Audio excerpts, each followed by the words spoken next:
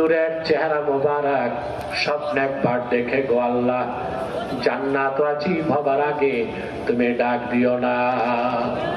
আল্লাহ তাআলা একবার বা একাধিকবার যেন তোমার আখিরি নবী নূর নবীজি মুহাম্মদ মুস্তাফা সাল্লাল্লাহু আলাইহি ওয়াসাল্লামের নূরের চেহারা মুবারক স্বপ্নে দেখার সৌভাগ্য লাভ করেছে। আল্লাহ জীবনে বারবার দেখার জন্য তাদের কপালটা তুমি জান্নাতি কপাল বানায় দাও।